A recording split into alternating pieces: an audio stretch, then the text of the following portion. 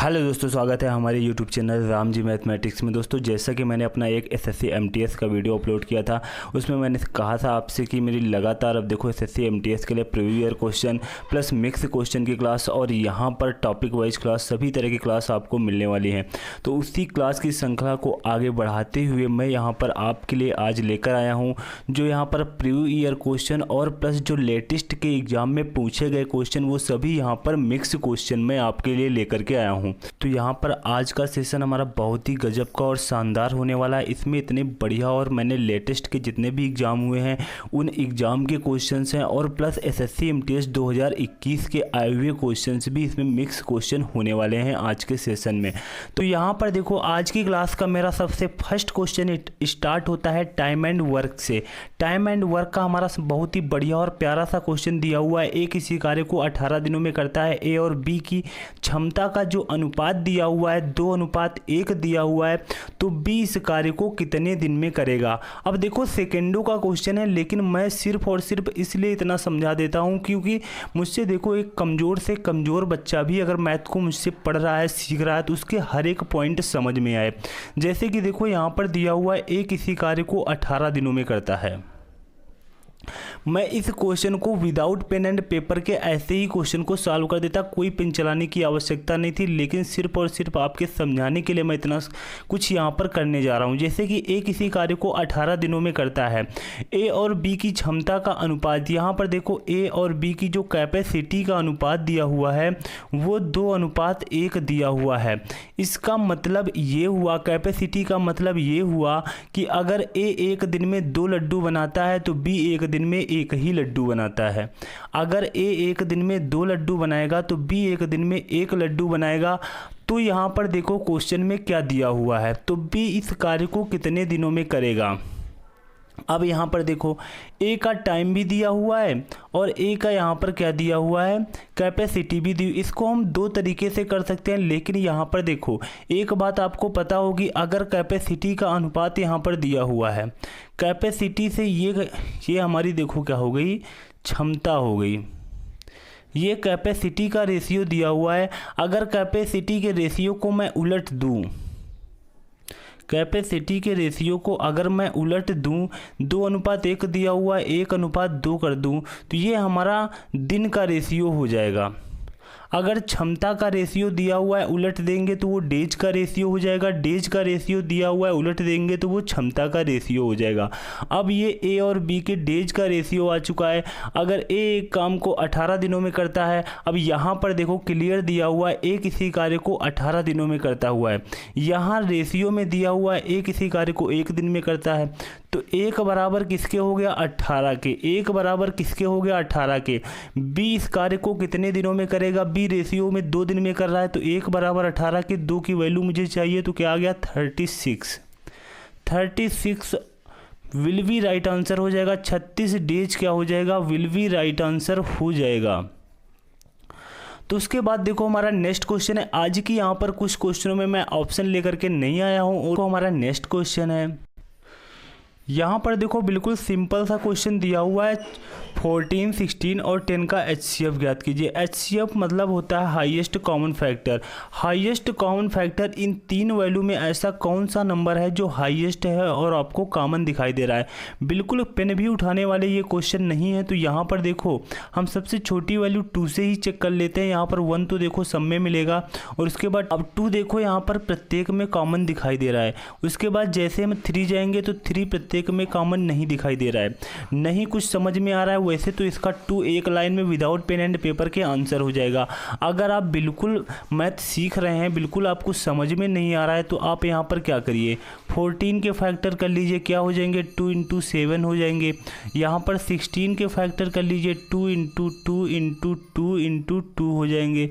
उसके बाद आप 10 के फैक्टर कर लीजिए तो यहाँ पर 2 × 5 हो जाएंगे। अब यहाँ पर हाईएस्ट कॉमन फैक्टर मतलब आप HCF निकाल सकते हैं। ऐसी कौन सी वैल्यू वैल्यू है जो बड़ी से बड़ी वैल्यू तीनों में कॉमन दिखाई दे रही है। तो तीनों में कॉमन एक ही वैल्यू हमें दिखाई दे रही है, ये 2 ये 2 ये 2, ये 2 है जो सभी में कॉमन दिखाई दे रहा है। उसके बाद ऐसी कोई वैल्यू नहीं है। क्या ये 5 कॉमन है? नहीं है, क्योंकि 5 ना ही यहाँ है ना यहाँ है। क्या ये 7 कॉमन है? 7 ना ही यहाँ है ना यहाँ है। ऐसी एक ही वैल्यू जो 2 है जो प्रत्येक में कॉमन है। तो हमारा आंसर क्या आ जाएगा? 2 विल बी राइट आंसर हो जाएगा। हमारा HCF कितना हो जाएगा? 2 हो जाएगा। उसके बाद देखो हमारा नेक्स्ट क्वेश्चन है। उसके बाद देखो यहाँ पर जो हमारा नेक्स्ट क्वेश्चन दिया हुआ है प्रॉफिट एंड लॉस का, प्यारा सा क्वेश्चन दिया हुआ है। ऐसा कोई एग्जाम नहीं होता है जिसमें ये क्वेश्चन पूछा ना जा रहा हो। लेटेस्ट का बिल्कुल क्वेश्चन है, हर एग्जाम में पूछा जाने वाला क्वेश्चन है। क्योंकि इसमें देखो क्या दिया हुआ है, 15% की छूट पर किसी वस्तु को बेचने पर 10% का लाभ होता है। अंकित मूल्य और क्रय मूल्य का अनुपात आपसे पूछा जा रहा है। ये क्वेश्चन देखो अपनी क्लासों में मैं बहुत बार आपको करा चुका हूँ। जब भी यहाँ पर क्या दिया हो, जब भी यहाँ पर डिस्काउंट दिया हो और प्रॉफिट दिया हो, मतलब छूट दी हुई हो और लाभ दिया हो, छूट दी हुई हो लाभ दिया हो, क्वेश्चन को बहुत ही ध्यान से देख लेना। क्वेश्चन में क्या दिया हो, छूट दी हुई हो लाभ दिया हो, तो आप लोग इससे क्या कर सकते हो। यहाँ पर मैं एक तरीका आपको हमेशा बताता हूँ, DP दिया हो, क्या दिया हो, DP दिया हो, तो उससे हम क्या निकाल लेंगे, CM निकाल लेंगे। ये क्या है सर, DP क्या है, CM क्या है। अरे एक ट्रिक से इसे याद कर लो। DP मीन्स यार, DP तो आप रोज देखते हो किसी ना किसी की और अपनी। तो यहाँ पर DP हम किसकी देख रहे हैं, CM की देख रहे हैं। DP देखते ही हम बता देंगे कौन से हमारे CM है। DP देखते ही हम बता देंगे कौन से हमारे CM हैं। तो DP का मतलब क्या हुआ, डिस्काउंट। DP का मतलब क्या हुआ, डिस्काउंट। DP का मतलब क्या हुआ, डिस्काउंट। और P फॉर मतलब क्या हुआ, हमारा प्रॉफिट। और तो सर यहाँ पर डिस्काउंट प्रॉफिट तो चलो सही है यहाँ पर, लेकिन ये CM क्या है। अब देखो तो ये CM हमारे जो हो गए, CM हमारे क्या हो गए, ये हो गया हमारा CP यानी कि कॉस्ट प्राइस, और M हो गया हमारा MP यानी कि मार्क प्राइस। बिल्कुल आपके इस तरीके को बिल्कुल याद रखना, कभी ये क्वेश्चन गलत नहीं होगा। DP का मतलब तुरंत यहाँ पर क्वेश्चन में देख लेना कि क्या DP दिया है, क्या DP मतलब डिस्काउंट यानी छूट दी हुई है, और प्रॉफिट मतलब यहाँ पर लाभ दिया हुई है, प्रॉफिट मतलब यहाँ पर लाभ दिया। तो बिल्कुल यहाँ पर देखो DP दिया हुआ है, DP दिया हुआ है। जब 15% की छूट दी हुई है, छूट को हम 100 में घटा करके लिखेंगे, क्या लिखेंगे, 85% लिखेंगे। उसके बाद यहाँ पर प्रॉफिट दिया हुआ है, प्रॉफिट को हम क्या करेंगे, 100 में ऐड करके लिखेंगे, तो हमारा यहाँ पर कितना आ जाएगा, 110 आ जाएगा। परसेंटेज से परसेंटेज हमारा कैंसिल हुआ, इसका हम रेशियो बना देंगे, 5 से काटेंगे तो 17, और यहाँ पर कितना आ जाएगा, 22। 17 और 22 हमारा आ जाएगा। ये हमारा क्या आ जाएगा, DP यानी कि डिस्काउंट और प्रॉफिट का रेशियो। DP दिया हो तो मैंने आपसे क्या बताया, आप CM निकाल लोगे। DP का मतलब ही CM होता है। DP से आपका क्या निकल करके आ गया, CM निकल करके आ गया। CM मतलब आपका ये कॉस्ट प्राइस, और ये आपका क्या हो गया, मार्क प्राइस हो गया। ये क्या हो गया आपका कॉस्ट प्राइस, और यही आपका क्या हो गया, मार्क प्राइस। आपसे यहाँ पर देखो पूछा क्या जा रहा है, अंकित मूल्य और क्रय मूल्य का अनुपात ज्ञात कीजिए। तो ये हो गया देखो क्रय मूल्य, और ये हो गया आपका अंकित मूल्य। ये हो गया आपका क्रय मूल्य, और ये हो गया आपका अंकित मूल्य। यहाँ पर देखो एग्जामिनर ने थोड़ा सा आपको घुमा दिया है। यहाँ पर आपसे क्या पूछा है, अंकित मूल्य और क्रय मूल्य का अनुपात। इसका मतलब मार्क प्राइस और कास्ट प्राइस का अनुपात आपसे पूछा गया है। तो हम इसको उलट देंगे, तो यहाँ पर 22 और कितना आ जाएगा, 17 आ जाएगा। 22 और 17 यही हमारा क्या हो जाएगा, राइट आंसर हो जाएगा। ये बात यहाँ पर आप लोग ध्यान दे लेना कि क्रय मूल्य और अंकित मूल्य का अनुपात पूछा जा रहा है, या अंकित मूल्य और क्रय मूल्य का अनुपात पूछा जा रहा है। आप लोग अपना ये तरीका याद रखना, DP और CM मतलब हम यहाँ पर कास्ट प्राइस, क्रय मूल्य और अंकित मूल्य का रेशियो निकाल रहे हैं, तो क्रय मूल्य और अंकित मूल्य का ही रेशियो पूछा जा रहा है, या अंकित मूल्य और क्रय मूल्य का। कभी कभी दोनों ऑप्शन मिल जाते हैं। यहाँ पर 17-22 भी रखा होगा, 22-17 भी रखा होगा, और आप जल्दी में ध्यान नहीं दोगे, क्वेश्चन को गलत करके चले आओगे। तो यहाँ पर इतना आप लोग ध्यान दे लेना। तो यहाँ पर 22:17 विल बी राइट आंसर हो जाएगा। उसके बाद देखो हमारा नेक्स्ट क्वेश्चन है। अब यहाँ पर देखो जो हमारा नेक्स्ट क्वेश्चन दिया हुआ है, टाइम स्पीड एंड डिस्टेंस का प्यारा सा क्वेश्चन दिया हुआ है। ये भी एग्जामिनर का फेवरेट क्वेश्चन माना जाता है। और इसमें मैं आपको एक प्यारा सा तरीका बताऊंगा, हमेशा वो तरीका याद रखना, सेकंडों में आपका आंसर आएगा। पेन एंड पेपर के भी आप ऐसा क्वेश्चन बिल्कुल आसानी के साथ करोगे। बस एक बार मैं जो तरीका आपको बताने जा रहा हूँ वो तरीका यहाँ पर सीख लेना। जैसे कि यहाँ पर देखो दिया हुआ है 500 किलोमीटर की दूरी 20 घंटे में तय करता है। वह कुछ दूरी कार से 30 किलोमीटर प्रति घंटे और बाकी दूरी 20 किलोमीटर प्रति घंटे की चाल से बाइक से तय करता है।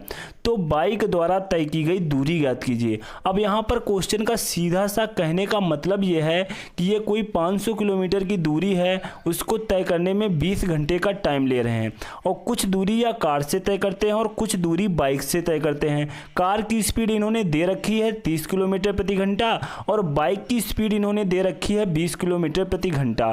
तो इनका कहने का मतलब है जो ये पूछ रहे हैं तो बाइक द्वारा तय की गई दूरी ज्ञात कीजिए। अब देखो इसमें क्या करना है, इसमें अब हमें क्या करना है, जब भी इस टाइप का क्वेश्चन आए आप लोग कान खोल करके सुन लेना। दो चाल दी हुई है, जैसे कि यहाँ पर कार की स्पीड दी हुई है और बाइक की स्पीड दी हुई है। कार की स्पीड है 30 किलोमीटर प्रति घंटा, बाइक की स्पीड है, कार की स्पीड है 30 किलोमीटर प्रति घंटा और बाइक की स्पीड है 20 किलोमीटर प्रति घंटा।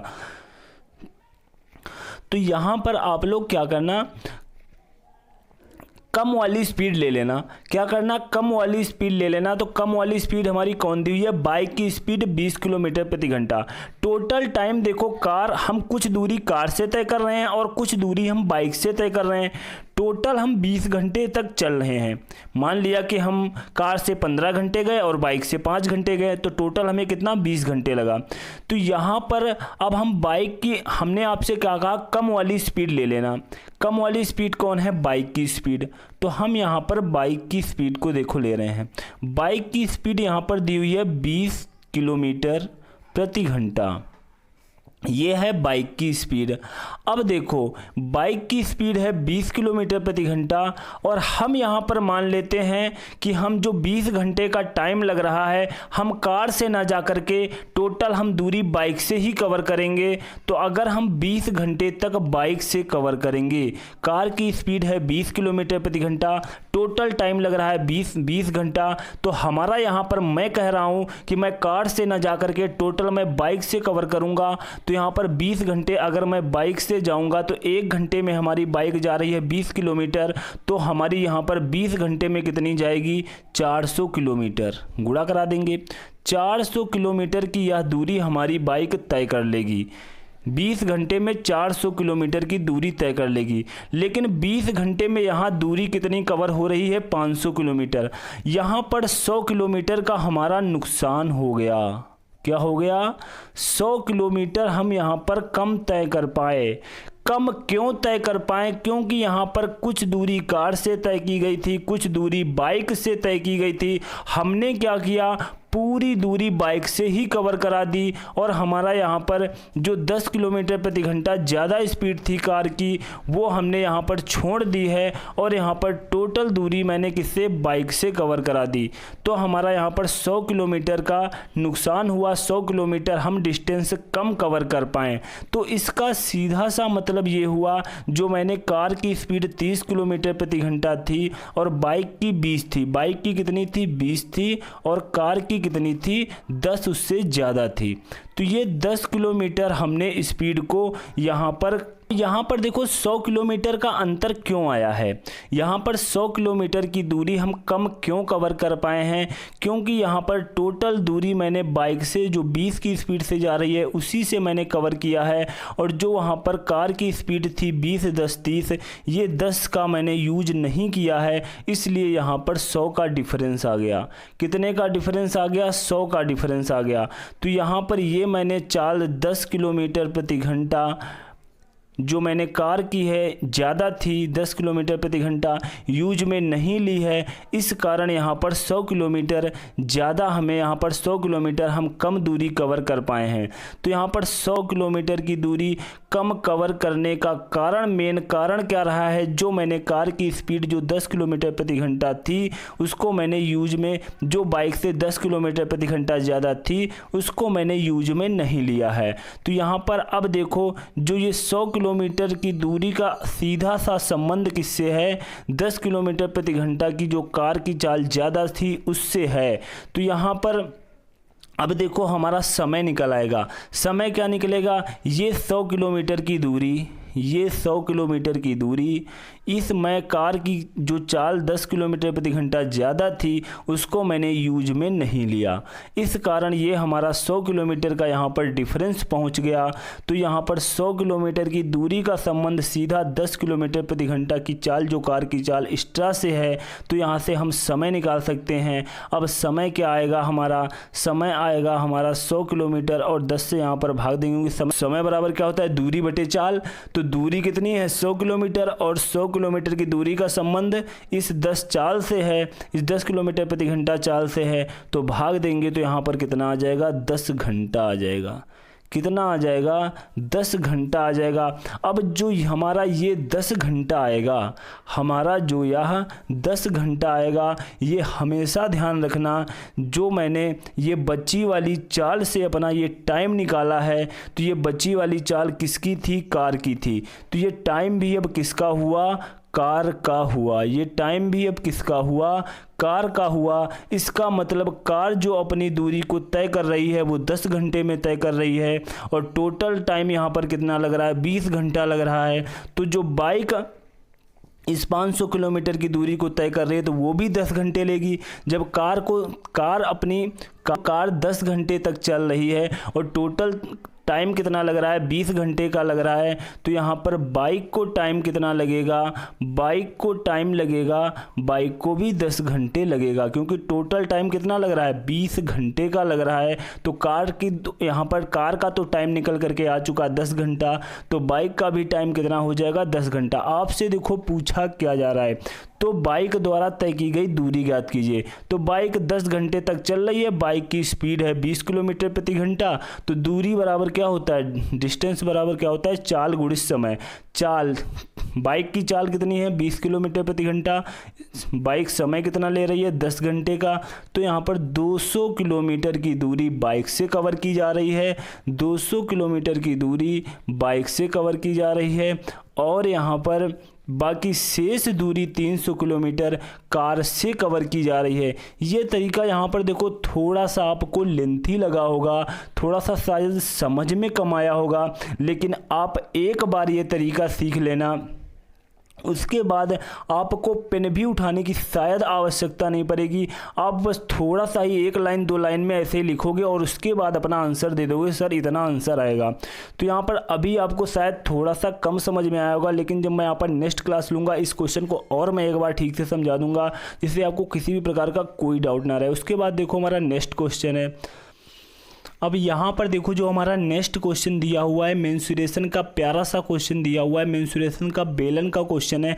बेलन का व्यास कितना है, 16 है, ऊंचाई कितनी दी हुई है, 20 है। तो टोटल सरफेस एरिया आपसे पूछा जा रहा है। अब देखो यहाँ पर बेलन का क्वेश्चन है, तो बेलन के कुछ जो इंपॉर्टेंट पॉइंट है, जो इंपॉर्टेंट फार्मूले हैं, वो भी सबसे पहले हम यहाँ पर कवर कर लेते हैं। तो सबसे पहले बेलन का यहाँ पर देखो क्या होता है, बेलन का आयतन क्या होता है, बेलन का जो हमारा क्या होता है, आयतन क्या होता है, वो भी देखो आपका रिवाइज हो जाए। बेलन का आयतन कितना होता है, बेलन का आयतन होता है πr²h, और बेलन का यहाँ पर वक्र पृष्ठ क्या होता है, वक्र पृष्ठ क्या होता है, वो होता है 2πrh, और बेलन का यहाँ पर संपूर्ण पृष्ठ क्या होता है, संपूर्ण पृष्ठ क्या होता है, संपूर्ण पृष्ठ होता है 2πr और r+h।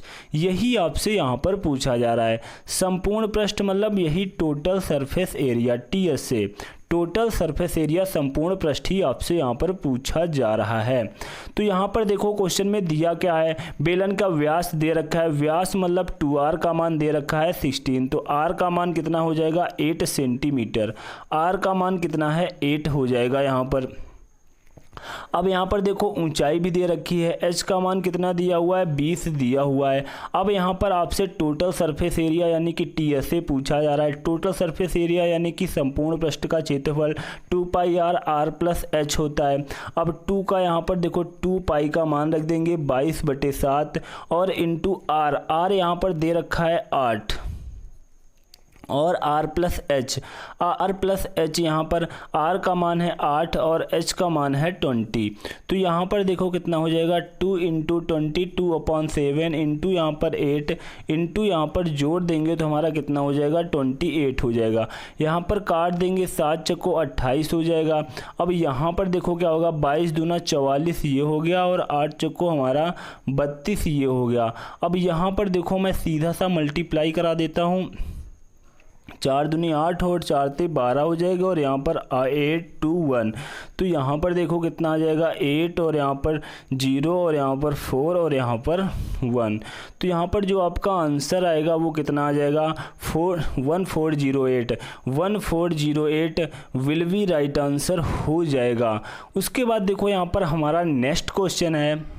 अब यहाँ पर देखो जो हमारा नेक्स्ट क्वेश्चन दिया हुआ है डिस्काउंट यानी बट्टे का क्वेश्चन दिया हुआ है, बहुत प्यारा क्वेश्चन है। 10,000 रुपये की वस्तु पर 32% की एकल छूट और 20% व 12% की क्रमिक छूट में डिफरेंस ज्ञात कीजिए। अब ये उस टाइप का क्वेश्चन है जैसे कि आप किसी मॉल में गए और कोई वस्तु वहाँ पर 10,000 रुपये की है, तो वहाँ पर आपसे जो लिखा हुआ है आपसे वहाँ पर बताया गया, या कोई दुकानदार के पास गए, वो दुकानदार आपसे कह रहा है कि भाई साहब यहाँ पर मैं आपको 2 डिस्काउंट देने वाला हूँ, 10,000 रुपये की इसकी कीमत है, 10,000 रुपये की ये वस्तु है, मैं आपको इसमें 2 डिस्काउंट दूंगा, एक 20% का दूंगा और एक 12% का दूंगा। लेकिन आप तो यहाँ पर हमसे डिस्काउंट पहले से ही पढ़ के गए थे। आपने दुकानदार भाई साहब से कहा कि भाई साहब आप इतनी दया हमारे पर मत कीजिए, 2 डिस्काउंट मत दीजिए, मुझे एक ही डिस्काउंट दे दीजिए। आप 20% का दे रहे हैं और 12% का दे रहे हैं, तो 20 और 12 32% हो ही गए भैया। तो आप मुझे ऐसा करिए 32% का केवल एक दे दीजिए, बस इतनी दया करिए। तो अब दुकानदार भाई साहब तो चक्कर में फंस जाएंगे।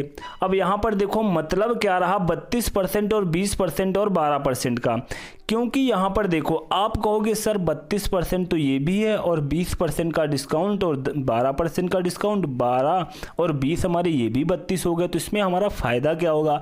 फ़ायदा अभी देखो क्या होगा, यहाँ पर जब भी आपको 2 डिस्काउंट दिए जाएंगे, ये 20% और 12%, ये 20% और 12% का जब 2 डिस्काउंट आपको दिए जा रहे हैं तो इनका आप एक संयुक्त डिस्काउंट अगर निकालोगे, 20% और 12% का संयुक्त डिस्काउंट कैसे निकालोगे? तो आप इनका अगर 2 डिस्काउंट का एक संयुक्त डिस्काउंट निकालना है तो आप एक काम कर लेना। काम क्या करना? सीधा लिखना 20 + 12 - 20 × 12/100। अब इससे देखो यहाँ पर आपका इन दोनों डिस्काउंट का एक डिस्काउंट यानी कि आपको रियल में छूट कितनी मिलने वाली थी, आपको यहाँ पर दिखाई कितनी पड़ रही थी, तो 20 और 12। अब यहाँ पर तो देखो 32 हो गए और यहाँ पर 0 से 0 कैंसिल हुआ, 12 दूना 24 और 2.4। इसका मतलब ये 32% आपको डिस्काउंट नहीं मिल रहा था, इसमें 2.4% घट जाएगा, तो यहाँ पर कितना बचेगा? 29.6। अब आपके सामने दिखाई दे रहा होगा कि दुकानदार भाई साहब मुझसे कैसी चाल चल रहे थे। दिखाई दे रहा था 20 और 12 32% का डिस्काउंट, लेकिन यहाँ पर अगर कोई वस्तु आपकी 100 की है तो आप भैया 32 की छूट पर लोगे तो आपको कितने की मिलेगी? 68 की मिलेगी। और आपको अगर यहाँ पर 100 की वस्तु पर 20% और 12% के 2 डिस्काउंट दिए जाएं तो इसका मतलब वो डिस्काउंट रियल में डिस्काउंट है 29.6 का। अब वो डिस्काउंट जब 29.6 का है तो वो वस्तु आपको कितने की मिलेगी? वो वस्तु आपको यहाँ पर मिलने वाली है, आप 100 में 29.6 घटा दीजिए तो यहाँ पर 70.4 आपको वो वस्तु मिलने वाली है 70.4 की। तो यहाँ पर आपको कौन सा डिस्काउंट लेने में अच्छा रहेगा?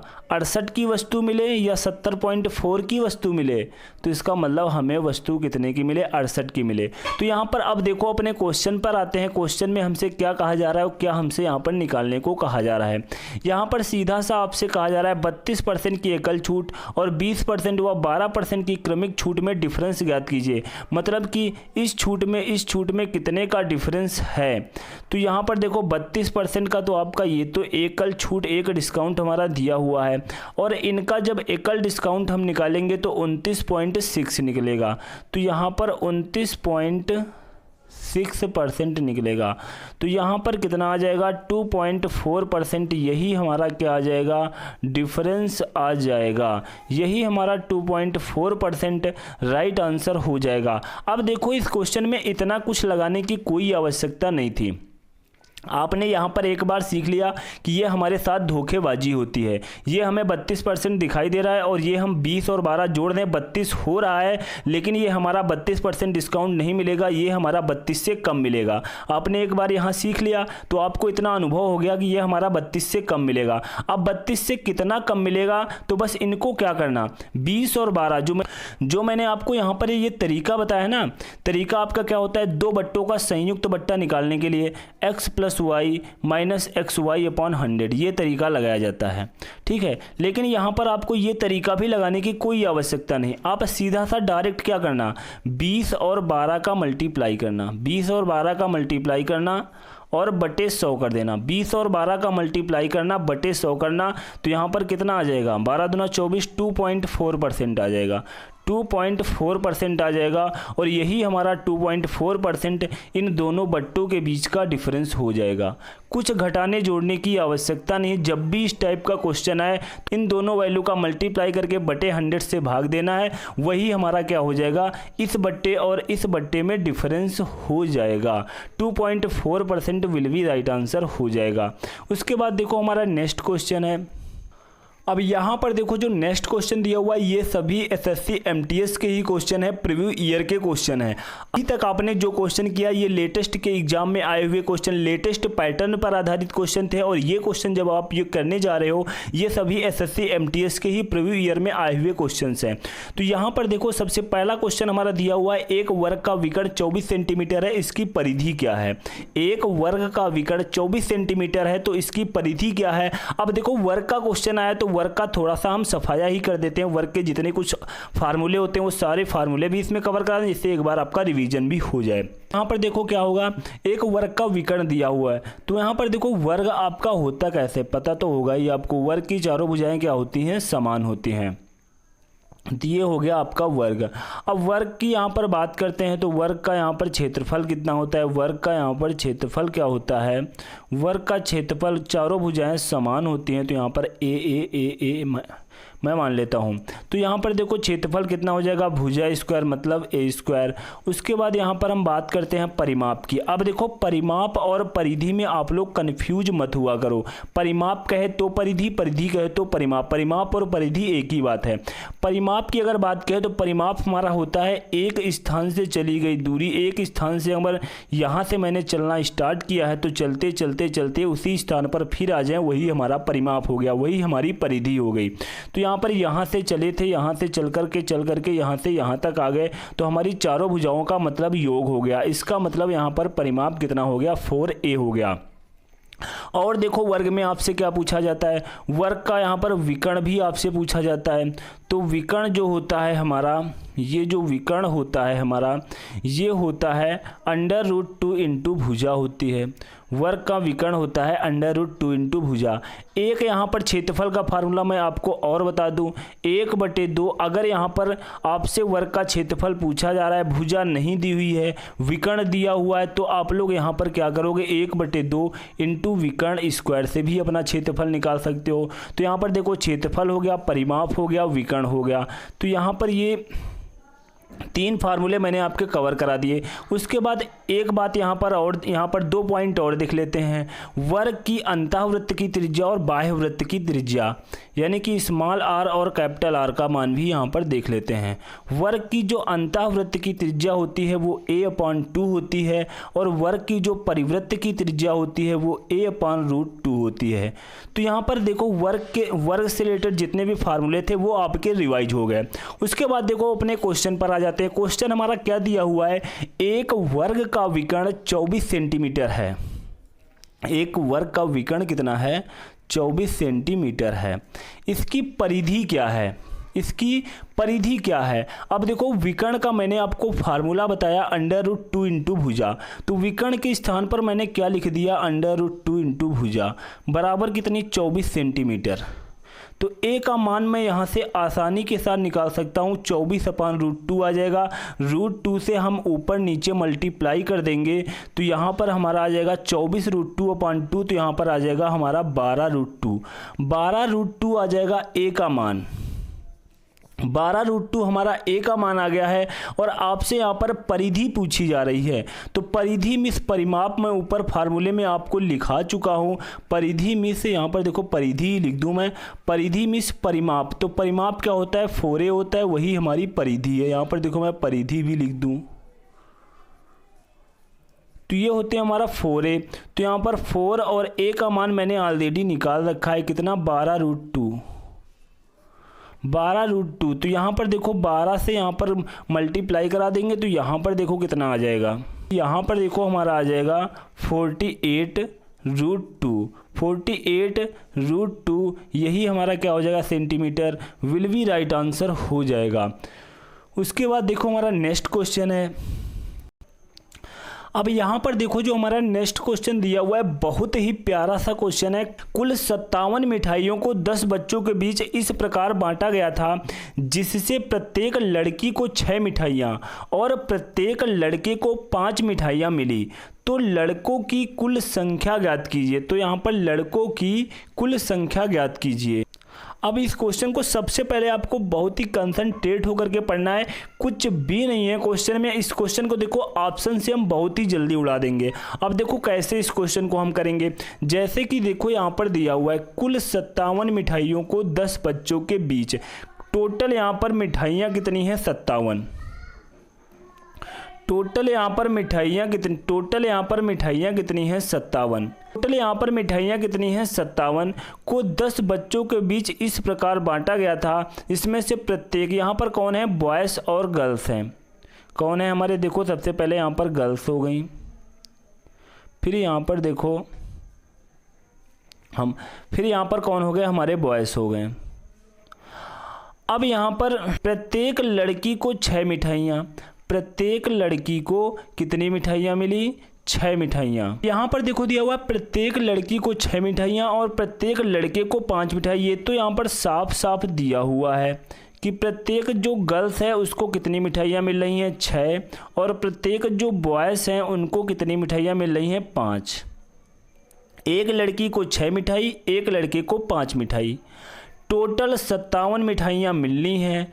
टोटल यहाँ पर बॉयज़ एंड गर्ल्स कितने हैं, 10। तो यहाँ पर आपसे लड़कों की संख्या पूछी जा रही है, तो हम लड़कों की संख्या ऑप्शन में ले लेंगे कि माना कि लड़के हमारे 6 हैं, माना कि लड़के हमारे कितने हैं, 6, तो लड़कियाँ कितनी हो जाएंगी, 4, क्योंकि टोटल 10 ही तो बच्चे हैं। लड़के अगर मैं यहाँ पर 6 मान लूँ तो 6 पंचे 30 और लड़कियाँ कितनी हो जाएंगी, 4 छंग 24, तो यहाँ पर कितना हो जाएगा 54। 30 20 50 4 54। मिठाइयाँ कितनी हैं, 57। गलत आंसर, तो ए तो नहीं ले सकते। अगर मैं यहाँ पर बी को लेता हूँ कि बॉयज़ हमारे कितने हो जाएंगे, 4, तो 4 पंचे 20, तो लड़कियाँ कितनी हो जाएंगी, 6, 36 और 20, यूनिट डिजिट कितना आना चाहिए, 7, नहीं आ रहा है, ये भी गलत।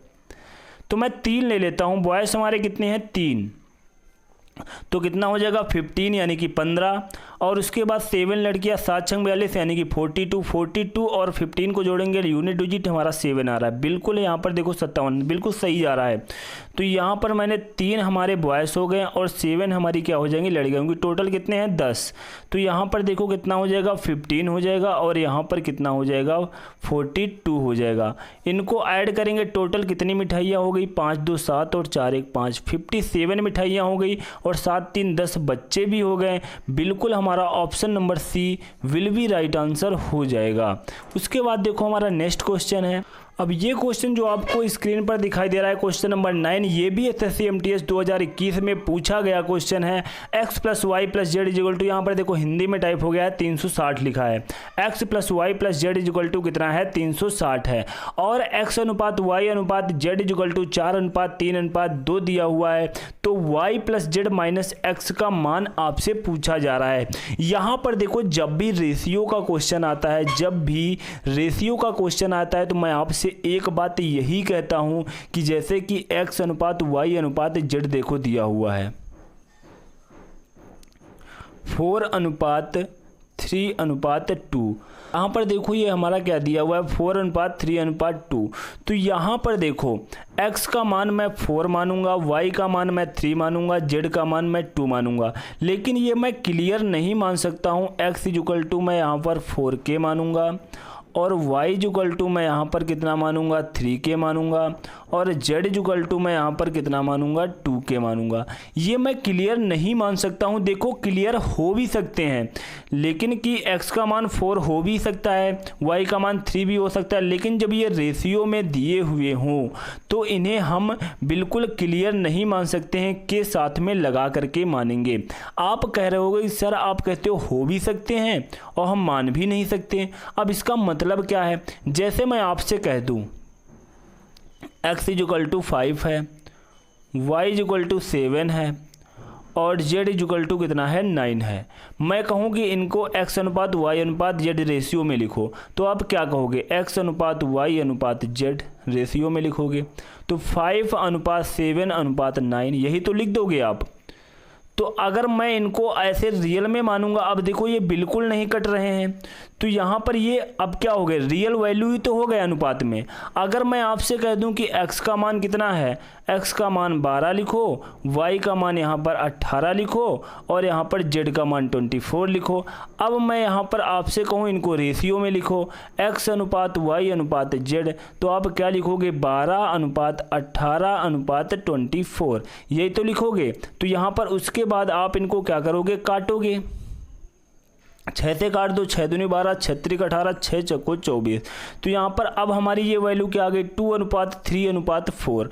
तो मैं इसीलिए कहता हूँ कि जब भी रेशियो में दी हुई वैल्यू हो उनको आप क्लियर नहीं मान सकते हो, यहाँ पर के लगा करके ही मानोगे, बेशक ही वो आपकी वैल्यू क्लियर हो। क्यों क्लियर होने का मतलब क्या है? जैसे कि मैंने यहाँ पर 5, 7, 9 ले लिया, इनको आप रेशियो में लिखोगे, ये कभी बदलेंगी ही नहीं, कटेंगी ही नहीं, तो ये वैल्यू तो हमारी क्लियर ही हो जाएंगी। तो मैं इसीलिए कहता हूँ क्लियर हो भी सकती हैं, नहीं भी हो सकती हैं, इसीलिए मैं यहाँ पर के मान करके हमेशा लेता हूँ।